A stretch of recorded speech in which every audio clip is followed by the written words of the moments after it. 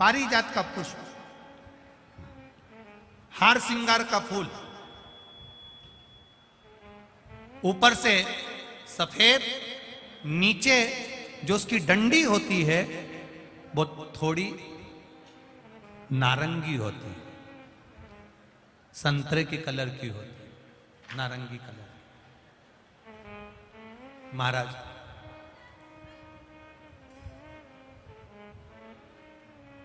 रात्रि में खिलने वाला ये फूल, रात्रि में जो फूल खिलता है ये पारिजात का, और हार श्रृंगार का जो ये पुष्प है जिसको हार श्रृंगार भी कहते हैं, पारिजात भी कहते हैं, और कहीं कहीं इसको शिरडली का पुष्प भी कहते हैं। ऊपर से सफेद होता है, नीचे उसकी जो डंडी होती है वो नारंगी कलर की होती है। शिव कथा कर रही है, शिव महापुराण का चरित्र कर रहा है। जिस समय पर संतान की प्राप्ति नहीं होती या किसी कारणवश, किसी कारण से हमारे यहां वंश की वृद्धि नहीं होती, तब देवाधिदेव महादेव की आराधना पारिजात के फूल से करी जाती है। अब उस पुष्प को चढ़ाने का एक तरीका है, जरा ध्यान दीजिएगा। पंच पुष्प शिव महापुराण की कथा आप लोग सुनने के लिए बैठे हो, बड़ी आस लगाकर बैठे हो, उसको समझिए। पारिजात का जो फूल शिव जी को चढ़ता है, भगवान देवाधिदेव महादेव को चढ़ता है, जैसे ये शिवलिंग है, मान लो ये शंकर भगवान का शिवलिंग है, ये जलाधारी है, ये जल नीचे गिरने का स्थान। आप लोगों ने पहले कथा सुनी है ना सबने, आपको सबको मालूम होगा। राइट में गणेश जी का स्थान, लेफ्ट में कार्तिकेय का स्थान, बीच में अशोक सुंदरी की जगह। जहां पर यह शिवलिंग रखा है वो माता पार्वती जी का हस्त कमल, शिवलिंग के रूप में, शंकर भगवान के रूप में यह शिवलिंग है। ऊपर से जो एक एक बूंद जलाधारी नीचे गिरती है वो शंकर भगवान की 5 लड़कियां, जया, विषहरा, शामली बारी, दौतली और देव, ये शंकर जी की 5 बेटियां हैं। वंश वृद्धि के लिए, कार्य सिद्धि के लिए, वैभव प्राप्ति के लिए, या अपने हृदय की सुख समृद्धि के लिए, संतान प्राप्ति के लिए पारिजात हार श्रृंगार के फूल की शिव जी को आराधना होती है। हार श्रृंगार का जो पुष्प होता है, अशोक सुंदरी वाली जगह पर हम पारिजात के पुष्प को समर्पित करते हैं। उसकी डंडी का जो मुख है वो शिवलिंग की ओर होता है जब अपन अशोक सुंदरी पर चढ़ाते हैं, और फूल का मुख इधर होता है। वापिस उसी पारिजात के पुष्प को उठाकर हम माता पार्वती जी के हस्त कमल पर, जो गोल हस्त कमल है, वहां समर्पित करते हैं।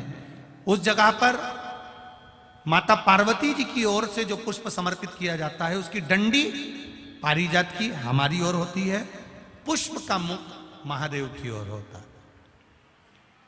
तीसरी जगह जब हम पारिजात के पुष्प को अशोक सुंदरी पे से उठाकर जगत जननी के हस्त कमल पर रखते हैं, हस्त कमल पे से उठाकर देवाधिदेव महादेव के शिवलिंग पर रखते हैं, उस समय पर पारिजात के पुष्प की डंडी शिवलिंग के ऊपर होती है और फूल का मुख अपनी ओर होता है। इस जगह पर पारिजात के पुष्प की डंडी के केसर से ही महादेव को त्रिपुंड लगाया जाता है और महादेव से प्रार्थना करी जाती है। अब पारिजात के फूल का केसर कैसे बनाना है वो भी एक बार आप लोग अच्छे से समझे। जैसे मान लो अभी पारिजात का तो फूल यहाँ पर नहीं है, पर आप टीवी पर दर्शन कर रहे होंगे। पारिजात पुष्प की जो पीछे की डंडी होती है, फूल सफेद और पीछे जो डंडी होती है नारंगी कलर की, केसरिया कलर की, उसको तोड़ लिया जाता है। तोड़कर ऐसी 25-50 फूल की पीछे की डंडी को तोड़कर उसको रख दिया जाता। उसको धूप में नहीं सुखाते, केवल घर में उसको एक कटोरी में या थाली में रख दो, वो धीरे धीरे सूख जाएगा। सूखने के बाद उसको पीस लो, पीसकर उसका चंदन तैयार हो जाएगा पारिजात फूल की उस डंडी का। और जिस समय वंश के लिए, सिद्धि के लिए, कार्य सिद्धि के लिए या वैभव प्राप्ति के लिए हम पारिजात का पुष्प देवादिदेव महादेव को समर्पित करते हैं, उस समय इसी को पानी में घोलकर देवादिदेव महादेव को जब आप लगाएंगे तो जैसे केसर घुलती है, केसर का जैसे कलर होता है, केसर जैसी सुगंध करती है, वैसे की वैसे ही ये पारिजात की जो डंडी आप लोगों ने सुखाई है, वही डंडी का जो चंदन बनाया है, शिव जी को लेपन करा है, उस समय पर अपने हृदय की बात आपने जो देवादिदेव महादेव को कही है, बस वही सुगंध हमारे जीवन में आना प्रारंभ हो जाती है। वो पारिजात हार श्रृंगार। अब जरा ध्यान दीजिएगा, हार श्रृंगार के पुष्प, पारिजात का जो पुष्प है, सोमवार की अष्टमी पड़ने पर यदि हम देवादिदेव महादेव की पारिजात के फूल से आराधना करते हैं, स्मरण करते हैं, तो उसका फल भी हमें अधिक प्राप्त होगा। पारिजात का पुष्प, हम तो यहां तक कहेंगे अगर आपके यहां हार श्रृंगार का पेड़ लगा हो, पारिजात का पुष्प यदि आपके यहां होता हो, रात को खिलता है, सवेरे मिलता है, ऐसा पारिजात का अगर वृक्ष आपके यहां लगा हो तो प्रयास कर लो। 12 महीने शिवरात्रि आती है, बोलो आती कि नहीं आती? आती है ना 12 महीने। 12 महीने शिवरात्रि आती है। कैलेंडर पर एक गोला बनाकर रख देना कि हमको ये शिवरात्रि आई है, हर महीने की शिवरात्रि तुम्हारे ध्यान में रहेगी। एक पारिजात का पुष्प, हार श्रृंगार का पुष्प, एक अगर देवादिदेव महादेव को आपने चढ़ाना चालू कर दिया, समर्पित करना प्रारंभ कर दिया, तो आपको पीछे पलट कर देखने की जरूरत नहीं पड़ेगी, महादेव हाथ पकड़ ही रहता। पारिजात का पुष्प शिव को समर्पित हो।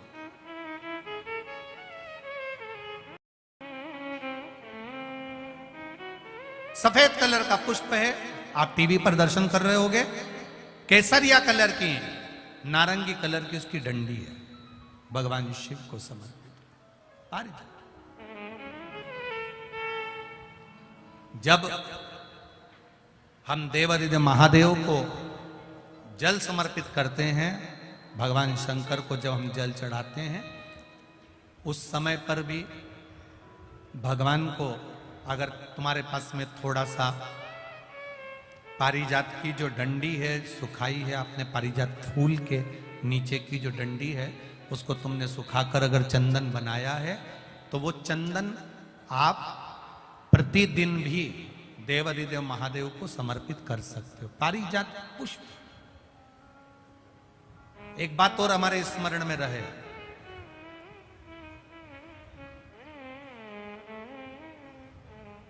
भगवान शिव को जो ये 5 तरह के पुष्प समर्पित करे जाते हैं, इन पुष्पों की डंडी जो पीछे लगी होती है, इसको तोड़ा नहीं जाता शिव जी को चढ़ाते समय। इसका स्मरण आपको रहे।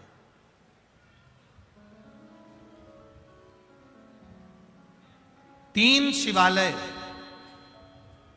ऐसे हैं जहां पर पारिजात के पुष्प को समर्पित कर देने से, भगवान शंकर को अगर पारिजात का पुष्प समर्पित किया जाता है तो मनवांचित फल की प्राप्ति होती है।